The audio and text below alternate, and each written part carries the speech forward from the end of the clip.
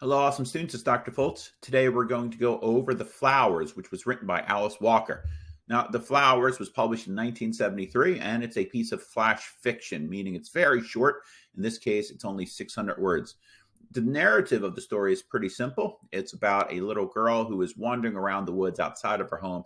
She stumbles upon the remains of a man who's been lynched, and she takes the flowers that she had and she puts it upon those remains. So that's literally what the plot of the story is.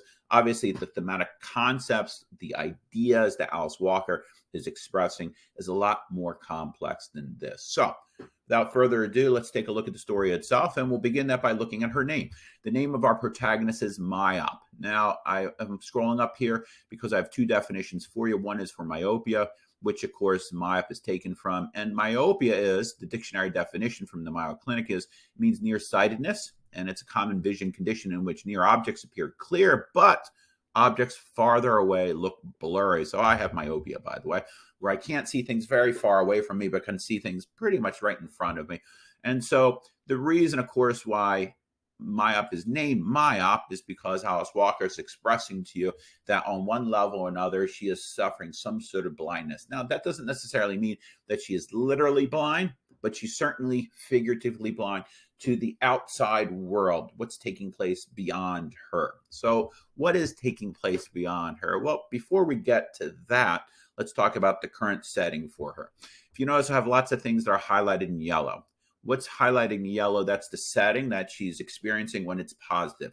So in this particular case, she is skipping lightly from hen house to pig pen to smokehouse, that the days had never been as beautiful as these, that the air held a keenness that made her nose twitch. The harvesting of the corn and cotton, peanuts and squash made each day a golden surprise that caused excited little tremors to run up her jaws.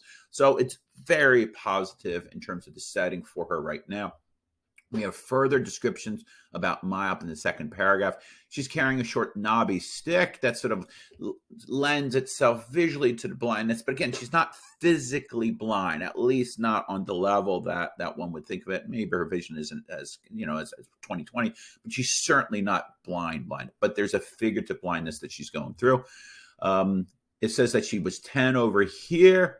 Says that she's singing to herself and nothing existed for myop but her song, maybe in a literal way because she's singing and she's sort of tapping her stick all around the place there. But of course, we mean this also figuratively speaking, where myop, remember, she's got that figurative blindness. She doesn't see anything beyond herself. So therefore, the only thing that exists to her in her world is whatever song, whatever lifestyle, whatever she's experiencing as a 10-year-old child. And then one other piece of information on her, which is very important. She is African American, and we know this because of the dark brown hand. So again, what's the setting? It's good. She feels good in the warm sun. Now, this is the first time that we get sort of an exposure or foreshadowing that maybe things aren't as good as they appear to be. We have a description of where she lives. She lives in a sharecropper's cabin, and the sharecropper's cabin is rusty. So what does sharecropping mean? Again, I'm scrolling up to the definition that I prepared for you. It says that sharecropping is a system where the landlord planter allows a tenant to use the land in exchange for a share of crop. That tells you literally what it is, but what it also is, it's an extension of slavery in the United States. Now, if you recall, slavery was finally abolished in the United States in 1865, following the Civil War, which of course took place from 1861 to 1865. And so it's an extension of that. It was a way for the Southern plantation owners to keep African American workers on their plantations. And so really it was just another name for enslavement in a variety of ways there.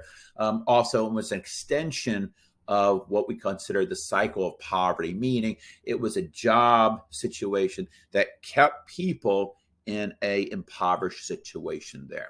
So let's continue on here. So she lives in this sharecropper's cabin. And so we know we're in the Deep South. We know that we are probably in the 19th, maybe early 20th century in terms of our setting.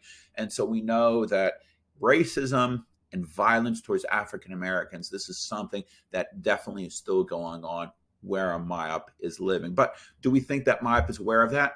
Probably not, because again, her name is myop.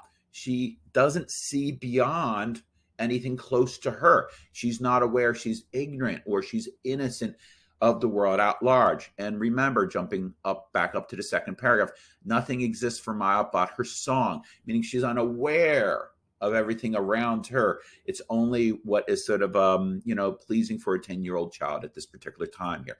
So let's continue here. How's everything looking? Still, it's very positive, right? We talk about a spring. We talk about we talk about a stream and a spring. We also talk about the drinking water. We have, again, I highlight just something small here about the flowers, how beautiful they are. But now we also have another sort of hint of something bad here. I'm not going to go over this line right now. I'll come back to it after I explain the whole reading to you, but it'll make a lot more sense. It'll make a lot more sense then. But let's continue on here. So the next paragraph talks about how she explored the woods behind the house many times. So this is not the first time that she's done it, right? She's done it with her mother multiple times. But today, and this is important here, she's making her own path. Of course, we mean that in a literal way, where she's literally by herself. But again, we also mean that in a figurative level here. She's going to make her own path as a human being, as a person here. Well, how so? Well, of course, we know she's going to discover the body and have an epiphany, but we'll talk about that in a little bit here. But as she's discovering her own path, what does she have to do? She has to keep her eye out for snakes. So if we want to sort of think about what snakes mean, obviously snakes are bad when it comes to biting us and venom, among other things. But there's a biblical allusion here to snakes, especially when we think about where she is right now. Take a look at all the yellow descriptions here, how the air had a keenness. It was a golden surprise. It felt good in the warm sun. The flowers were silver. The silver ferns and wildflowers grew. So it's very, very pretty. It's almost like a Garden of Eden, if you will. And so what, of course, appears in the Garden of Eden? Well, the snakes do, all right? Or the snake does. So being aware of that. And again, we still have more positive stuff. Velvety ridges right over here if we wanted to take a look at this. Again, I didn't highlight everything. Sweet suds, bush full of brown, fragrant buds. So everything is very, very positive here. And now we're discovering it's 12 o'clock. Now, this is not the first time that time has been mentioned on one level or another. With Mother, autumn has been mentioned, of course. And then later on, we're going to have summer being mentioned. So when we think about 12 o'clock, if we want to think about it in a literal way, it's literally 12 o'clock. That's fine. But we can also think about it in a figurative manner, time being a representative of one cycle of life. In the morning, you're just a babe. In the afternoon, you sort of grow up and you're maturing. And then in the evening, you're becoming an elderly person. So in this particular case here, for Maya, who is making her own path. Where did I put it here? There we go. No, nothing exists. Her song. I forget where I put it. So for Maya, who is making her own path, it's now 12 o'clock. There it is. So she made her own path. So now it's 12 o'clock. So she's made her own path because she's growing up. Now, I know 10 is very, very young, of course, but she is growing up. She's moving towards those teenage years where she's starting to have a little bit more comprehension of what is taking place. Now, notice how things are changing around her. Her surroundings are changing. It talks here about the strangeness of the land made it not as pleasant as her usual haunts. She talks about being gloomy, and the air now is damp, and the silence was close and deep. And this, of course, contrasts greatly to how it was described previously. If you remember, if you go all the way up here, we talk about how the air held a keenness, but now the air was damp. So these final paragraphs here, the only mentioning of this positive setting is when she wants to turn back to the house and she wants to go back to the peacefulness of the morning. So this description here isn't the way it is now, but rather this peacefulness is the way it was before. And note too, morning. So she wants to go back to a time in her life when things were a little better, when she was a little bit more innocent, when things seemed to be, to quote E.E. Cummings, mud luscious and puddle wonderful. So what happens here? So almost immediately after she wishes to be back to the so-called peacefulness of the morning, she steps onto the face of the decaying, or the decayed really, corpse of a man who had been lynched. And her immediate reaction is interesting. At first, it says here that her immediate reaction is she's unafraid, and then she looks down, and then she notices exactly what she stepped into here, and we see that it's a naked grin, and after she sees and recognizes that it's the face of a man, she is surprised. Now, The next paragraph here is interesting because it's completely devoted to describing this individual who was murdered, who was lynched here. He's described as being a tall man, feet to neck covered along space. His head lay beside him. The reason why his head is beside him is because what has happened here is that after he was lynched, the body was abandoned, still hanging from the tree. And then, of course, eventually it rotted to an extent where the head and then the body separated from themselves. So this is how much the individual was dehumanized by the murderers. But it goes on to say, it says, when she pushed back the leaves and layers of earth and debris, Mayap saw that he had large white teeth, all of them cracked or broken, long fingers and very big bones. All his clothes had rotted away except some threads of blue denims from his overalls. The buckles of the overalls had turned green. So the body has been abandoned here. Now, notice that the race of this man is not described, but yet we're going to be able to tell that this is an African-American man very soon. Goes on to say that she looks around with interest. So again, the way she's viewing at this moment, this particular body in this particular situation here, she is not necessarily afraid. She is not shocked or horrified. Her innocence, if you will, has not gone away yet. She is still myope. She is still sort of blind to everything this means here. But very soon she won't be. So it's very near where she'd stepped into the head was a wild pink rose. As she picked it to add to her bundle, she noticed a raised mound, a ring around the rose's root. It was the rotted remains of a noose, a bit of shredding plow line, now blending benignly into the soil, and around an overhanging limb of a great spreading oak clung another piece, frayed, rotted, bleached, and frazzled, barely there, but spinning restlessly in the breeze. So let's stop for a second here. As soon as we see this word noose, we know, unfortunately, that this is an African-American person, more than likely a man because of the overalls that were described before.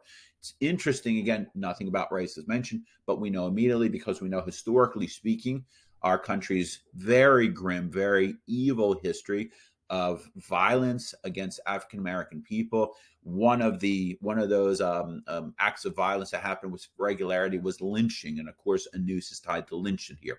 And so once she sees this, then what happens? What does Mayap do? Well, she sees this and she lays down her flowers.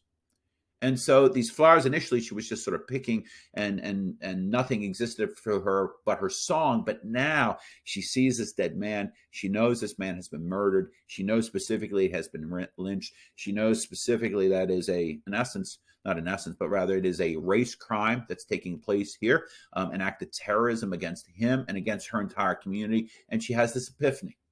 How do we know for certain that she has her epiphany? Well, because we take a look at this. We have this other mentioning of time that's taking place here, where it says, and the summer was over. A couple things to take note here. First of all, it starts with the conjunction and. So it's tied to everything that she's seen here. Second thing to take note of, the sentence is by itself. So Alice Walker obviously wants you to focus on that sentence. She wants it to sort of pop off the page. And now let's take a look at the word summer.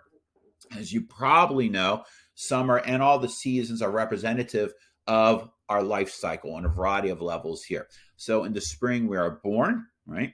There is rebirth that takes place. Summer is just the jubilation of life and the experiencing of it. So that's what she ends right now, that innocence of life and energy. So what is fall? Well, fall is the decay. Fall is when the decay takes place. And then last but not least is winter, which is death. So for her, the absolute jubilance of life, her summer is now over. Why is it over? Is she suddenly much older? No. She's still 10. It's over because she understands the world in which she lives in. And so now for her, if we scroll all the way up here, for her life no longer existed, or rather nothing existed but for her song. That is no longer true. She can never go back to the peacefulness of the morning here. But this was always the case here. All this light blue that we're seeing here, this was always the case in her life. She just wasn't aware of that. How do we know this was the case? Well, Alice Walker gives us this hint. This is what the thought will end with here. This description of the white bubbles disrupting the thin black scale of soil. Obviously, when we look at it now and we look at it within the context of being emblematic of race, we have white society disrupting, attacking, enacting acts of violence against Black society. So that is Alice Walker's The Flowers.